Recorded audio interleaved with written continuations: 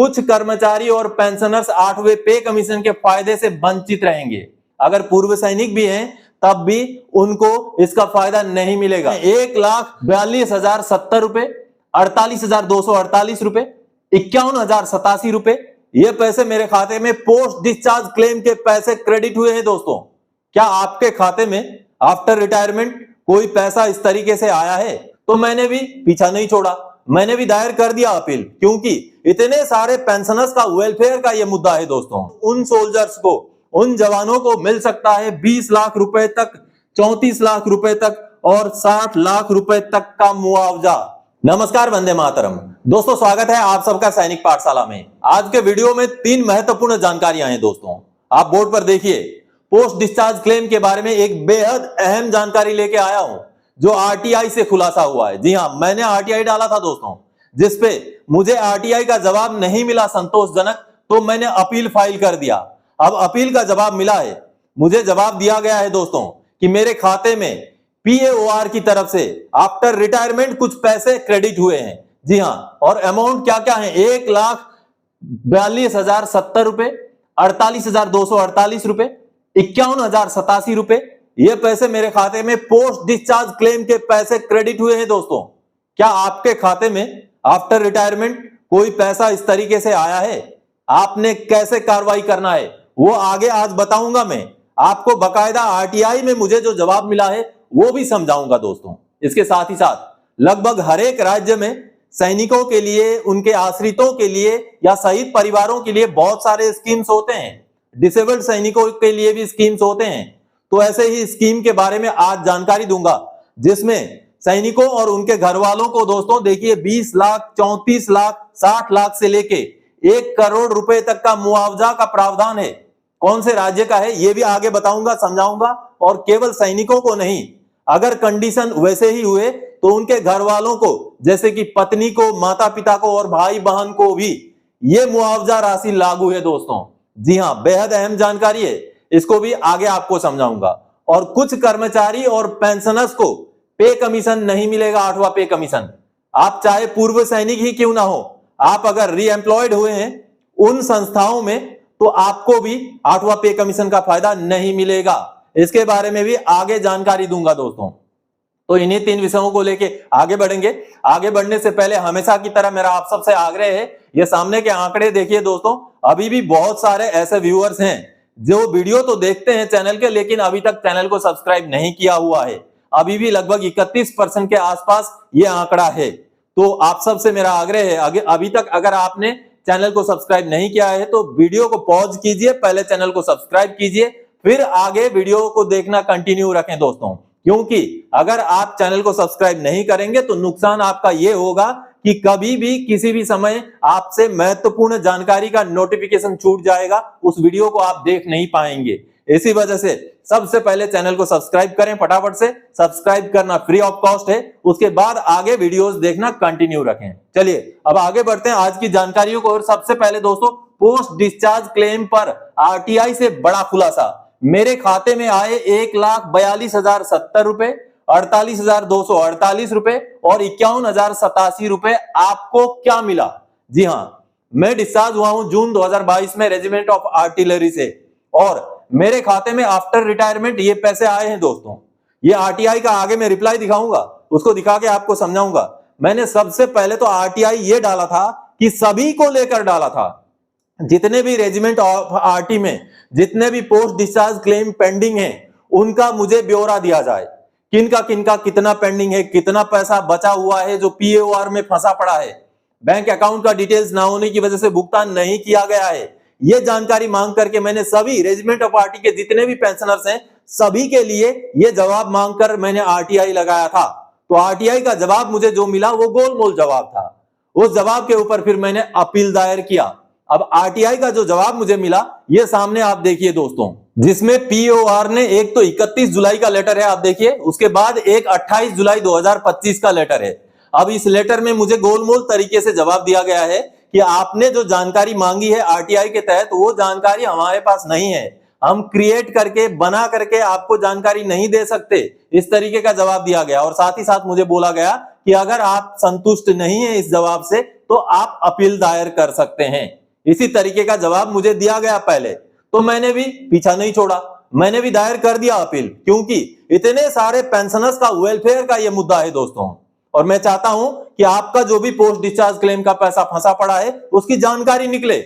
इसलिए मैंने जब अपील दायर किया तो उस अपील का मुझे जवाब मिला दोस्तों, और अभी 22 अगस्त 2025 को उस अपील का जो जवाब मिला है उसको देखते हैं। चलिए दोस्तों, जब मैंने आरटीआई के जवाब के अगेंस्ट में अपील दर्ज किया तो उस अपील का जवाब मुझे मिला है 22 अगस्त 2025 को, आप देख पा रहे हैं, और पीएओआर आर्टिलरी की तरफ से ही ये जवाब मुझे मिला है। आप देखिए, इस जवाब में पहले तो गोलमोल बातें ही लिखी गई हैं, आप यहां पर देख पा रहे हैं, लेकिन कुछ ठोस जानकारी भी मुझे दी गई है। इसी तरीके से आपको भी अपना केस खुद ही प्रोसेस करना पड़ेगा दोस्तों। मैंने सभी के लिए केस प्रोसेस किया तो मुझे सभी का डाटा, सभी का डिटेल्स बताने से मना किया गया, लेकिन मेरा डिटेल्स, मेरा डाटा मुझे बताया गया।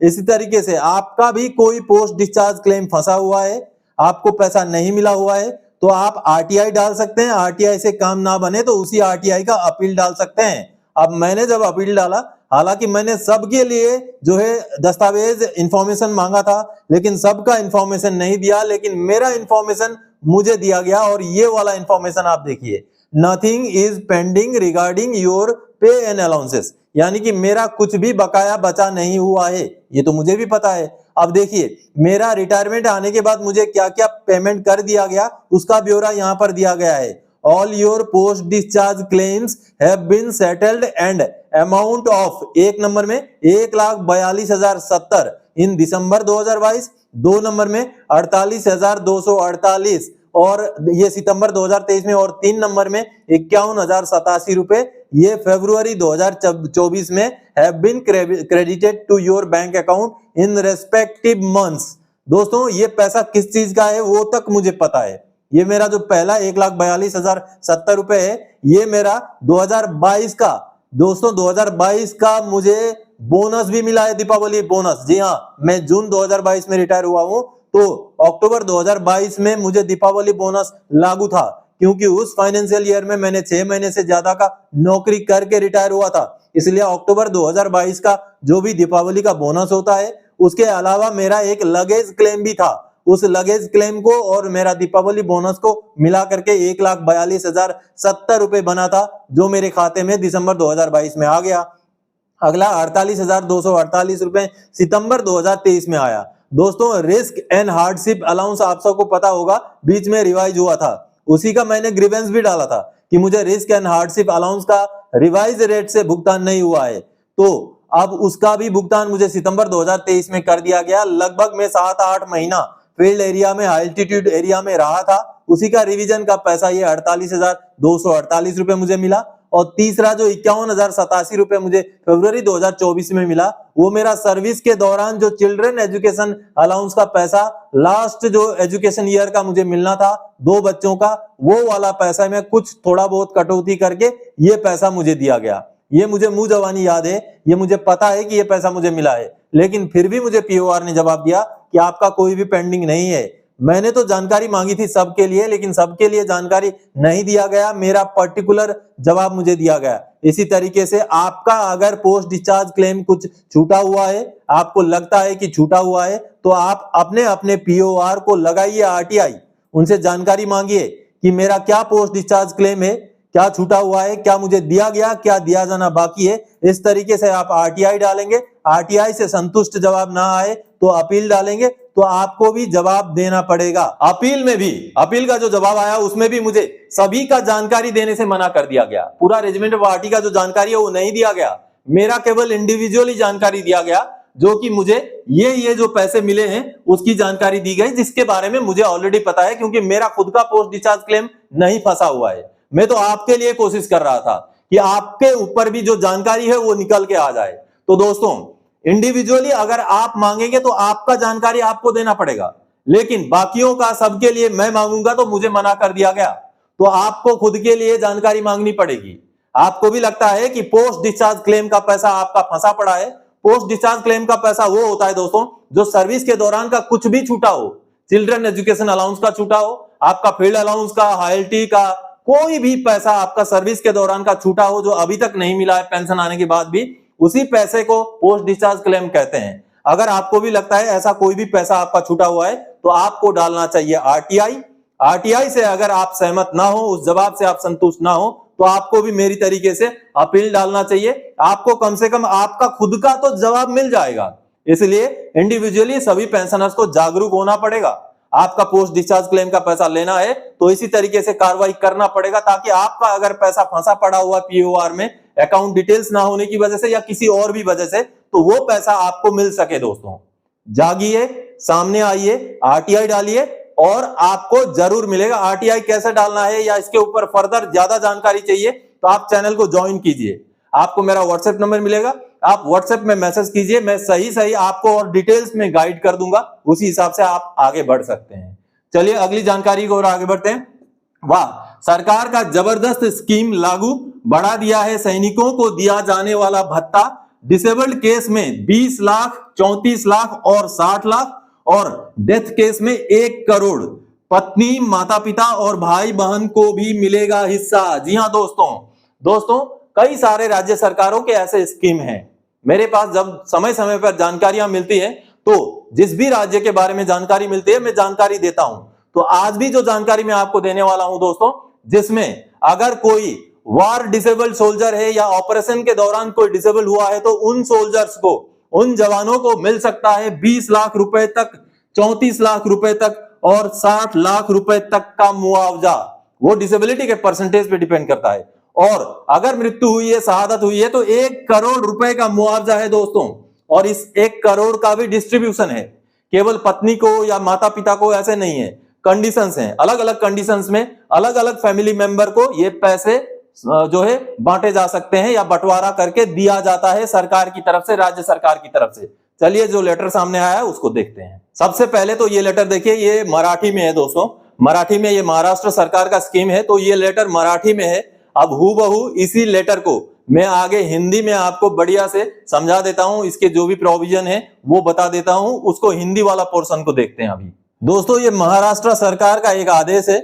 इस आदेश में कब कब जो मुआवजे की राशि है उसको परिवर्तन किया गया, रिवाइज किया गया, उसके बारे में यहाँ जानकारी दी गई है। आप देख पा रहे हैं, पहले 1999 में, फिर 2000 में, फिर 2016 में, फिर 2018 में और अब किया गया इस लेटर के द्वारा। ये 2019 के रेट के हैं दोस्तों। ये जो भी मुआवजा राशि है आप यहाँ पर देख पा रहे हैं। सरकार ने युद्ध जैसी परिस्थितियों के साथ साथ राष्ट्रीय सुरक्षा से संबंधित ऑपरेशनों, देश के बाहर मुठभेड़ों, ऑपरेशनों में ड्यूटी के दौरान शहीद हुए राज्य के सैनिकों के उत्तराधिकारियों को, साथ ही सीमा सुरक्षा बल और अन्य समान अर्धसैनिक बलों के सदस्यों को जो देश में ड्यूटी के दौरान राष्ट्रीय सुरक्षा के संबंधित मुठभेड़ों, ऑपरेशनों में शहीद हुए हैं तथा उनके परिवारों को 1 जनवरी 2019 से 1 करोड़ रुपए की वित्तीय सहायता, एक मुश्त अनुदान प्रदान करने का निर्णय लिया है। देखिए, और जो डिसेबल्ड हैं, देखिए वार या वारलाइक सिचुएशन में जो डिसेबल्ड हैं, ऑपरेशनों में जो डिसेबल्ड हैं, उनके लिए भी 1 जनवरी 2019 से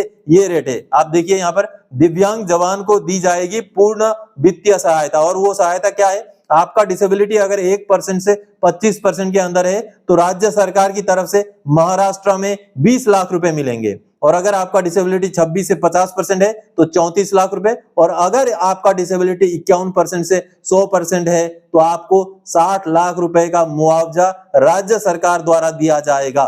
इसी तरीके से बाकी राज्यों में भी बहुत सारे ऐसे स्कीम हैं।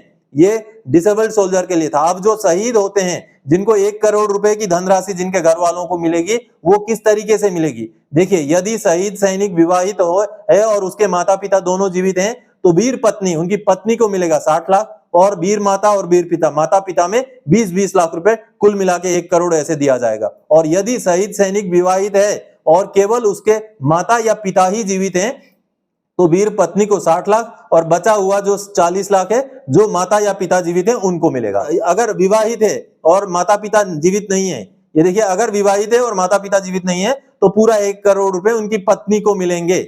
और यदि शहीद सैनिक अविवाहित है और उसके माता पिता दोनों जीवित हैं तो माता और पिता में बराबर 50-50 लाख का मुआवजा डिवाइड कर दिया जाएगा। यदि शहीद सैनिक अविवाहित है और केवल उसके माता या पिता ही हैं तो या तो माता को या तो पिता को 1 करोड़ रुपए दिया जाएगा। और आगे देखिए, यदि शहीद सैनिक अविवाहित है और उसके माता पिता भी जीवित नहीं है तो ये पैसा जो है अपने भाइयों और बहनों के बीच में समान रूप से विभाजित कर दिया जाएगा। देखिए ये अच्छी बात है, बहुत सारे राज्यों में ऐसे स्कीम हैं, तो ये महाराष्ट्र राज्य का स्कीम है। महाराष्ट्र सरकार की तरफ से जो भी मुआवजे की राशि शहीद होने पर या दिव्यांग या डिसेबल्ड होने पर दिया जाता है उसका पूरा ब्यौरा है। आपके आसपास में कोई अफेक्टेड पर्सन है, कोई वीर नारी है, तो उनको भी आप ये जानकारी दे सकते हैं। बेहद अहम जानकारी है दोस्तों, इस तरीके के स्कीम्स के बारे में हम सभी को जानकारी होना जरूरी है।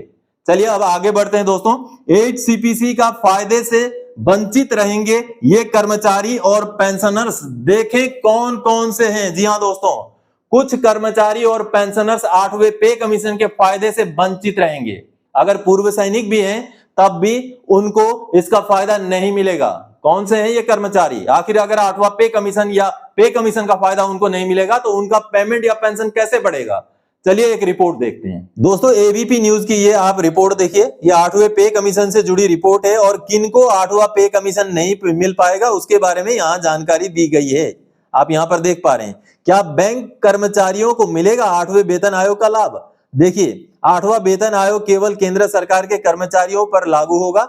इसके लागू होने पर केंद्र सरकार के अंतर्गत काम करने वाले सभी विभागों के कर्मचारियों की सैलरी बढ़ेगी, साथ ही रिटायर हो चुके कर्मियों की भी पेंशन बढ़ेगी। हालांकि बैंक कर्मचारी 8वें वेतन आयोग के दायरे में नहीं आएंगे क्योंकि उनके वेतन में संशोधन भारतीय बैंक संघ यानी कि इंडियन बैंकर्स एसोसिएशन के साथ समझौते के तहत होता है।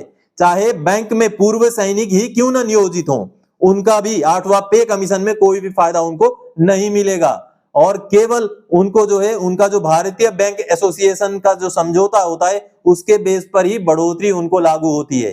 पे कमीशन जैसा ही फायदा उसमें मिलता है दोस्तों। और पिछली बार जो बैंकर्स का 12वां बाइपार्टाइट स्टेटमेंट था, ये देखिए मार्च 2024 में उनको पे कमीशन जैसा फायदा ऑलरेडी मिल चुका है। ये देखिए हालांकि नवंबर 2022 से इसको लागू किया गया और कुछ अलाउंसेस को अप्रैल 2024 से लागू किया गया, यानी कि बैंकर्स को नुकसान नहीं है। हर 5 साल में उनका रिवीजन होता है। उनको 8वां पे कमीशन या 7वां पे कमीशन का बेशक फायदा ना मिला हो या ना मिले, लेकिन उनका अपना बैंकर्स एसोसिएशन द्वारा जो एग्रीमेंट होता है उस एग्रीमेंट के तहत उनका पेंशन या पेमेंट में बढ़ोतरी होता है। और ये वाला वो पिछला एग्रीमेंट है जिसके तहत उनका पेमेंट और पेंशन में ऑलरेडी बढ़ोतरी हो चुका है। ये देखिए ये नए रेट हैं उनके। तो बैंकर्स जितने भी हैं उनको दोस्तों 8वां पे कमीशन का फायदा नहीं मिल पाएगा। उनका पे कमीशन का हिसाब किताब अलग तरीके से होता है जिसका ब्यौरा आप यहां पर सामने देख पा रहे हैं दोस्तों।